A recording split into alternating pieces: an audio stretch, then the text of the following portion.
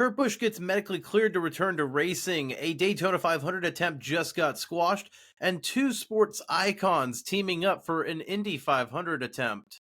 Welcome back into the Breaking Bob channel. Hope y'all are doing well. If you're new here, as always, hit that subscribe button. I'm always talking NASCAR and racing on a daily basis, including, did you see yesterday, NASCAR's Daytona 500 promo with Fox? Oh, that's nice, Joe Logano.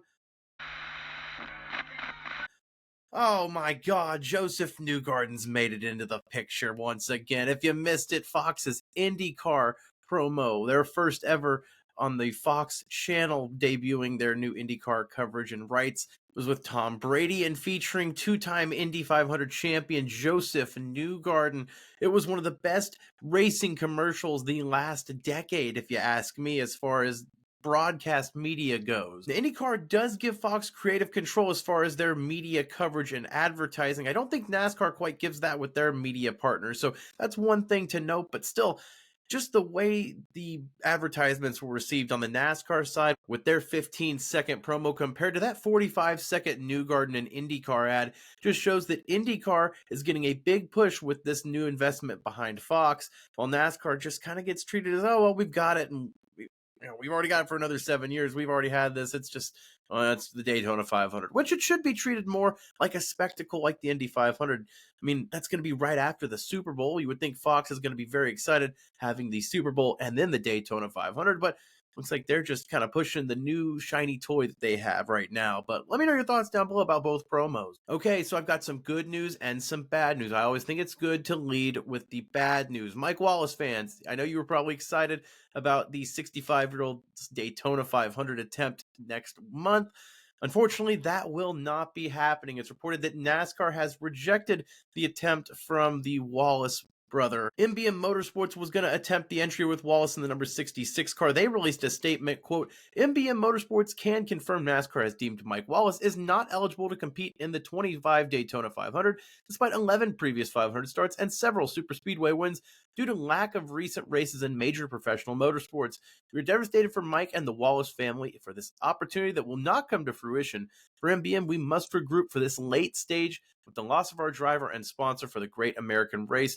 Our team is working to swiftly sign another funded driver for Speed Weeks in order to still attempt the 67th Daytona 500. Sponsorship opportunities remain with our 66 team. Contact us for more. And this news is a shame on all fronts. For MBM to have their driver taken away, to have to redo their plans for the 500, that's really tough because of the financing aspect. You have to have driver sponsorship behind every attempt, it seems like nowadays with the 500 open entry.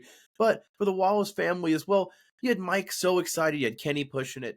If this was going to be squashed by NASCAR, they shouldn't have given them a week to celebrate this attempt. As soon as they announced this run, they should have gotten behind us. Okay, hey, no, you haven't raced in the Cup Series since 2015, Xfinity Series in 2021 on non-super speedway oval. Jeff Gluck reports why NASCAR did not approve Wallace. Quote, NASCAR says recent racing activity and performance is a primary factor when considering the driver resumes. Since Wallace has not raced on an intermediate or larger track since 2015, he was not approved for Daytona and Cup.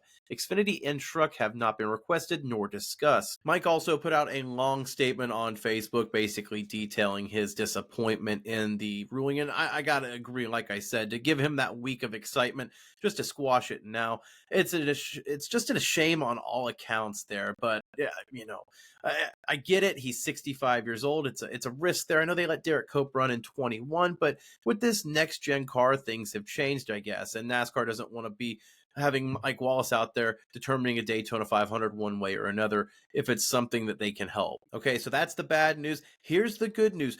Folks, Kurt Busch has been medically cleared to return to racing. Kurt Busch is back and will make his debut in March to racing at the Race of Champions representing the United States of America alongside Travis Pastrana for Team USA. Now, that event in March will be held down in Sydney, Australia. Busch hinted at it in December with Eric Johnson's Racer.com article talking about how he was itching to return to racing. One-off attempts like the Race of Champions Busch had circled, and now it's coming to fruition. So the former NASCAR Cup champion will return to racing action for the first time since his Pocono crash that caused the concussion that ended his career career back in 2022. I'm glad to see Kurt Busch back in racing. And like I said a couple of days ago in a video where I kind of talked about this, I teased it even about Race of Champions, the way Kurt Busch's career was cut short, and it wasn't in his hands, it was because of a medical incident, because of the concussions.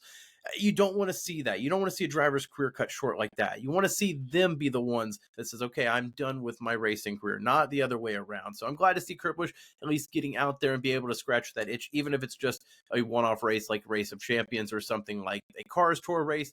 I'm glad to see it. So let me know your thoughts down below. Mike Wallace not racing in the Daytona 500, but Kurt Busch racing down in Sydney for the Race of Champions in March. Before we get into our last story, I do want to go back to a couple of days ago. I was talking about Helio Castroneves. One of the new rule changes is there is a provisional given out to a star racing driver from a non-NASCAR series. So basically, a 41st car entry for the Daytona 500 was what Trackhouse and Helio Castroneves were going to get for Project 91. Bob Pockrass did clarify, though, with NASCAR that if Helio Castroneves qualifies for the Daytona 500 through the duels or by speed, the field will be their normal 40-car field. Only if Helio fails to qualify, then he will use that provisional for the 41st car. So that's very notable here. Trackhouse is going to produce a very fast car. You would think they'll get in off speed. If that's the case, you're going to have Helio Castroneves taking up one of those 4 guaranteed spots instead of taking that extra provisional. Now, I like it. I like that they're going to get in on speed, but why even dangle this provisional? I don't understand it. So Helio Castroneves has no risk for qualifying or the duels. He's just getting out there for experience. But I just had to clarify because the video a couple days ago, I put that information out where he was going to be that 41st car no matter what. Turns out that may not be the case because in NASCAR fashion, it's never always clear-cut. It has to be murky one way or the other. Finally, we opened this video talking about Fox's coverage of both NASCAR and IndyCar.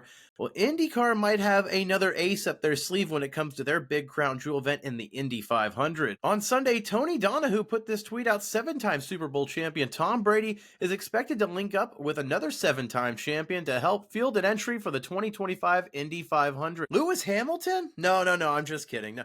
If you want to go ahead and listen to that podcast, I'll link it down below in the description here. It's worth a listen, but Adam Stern did kind of spoil it for us all. Tom Brady and Jimmy Johnson are joining forces to be the co-owners alongside Chip Ganassi of a 4th entry for the 109th Indianapolis 500 coming up in May, and the driver would be Sebastian Bourdais and Carvana as the sponsor. Whoa, star-studded entry there. The 4th Ganassi car backed by Tom Brady and Jimmy Johnson. 14 combined titles between the two of them.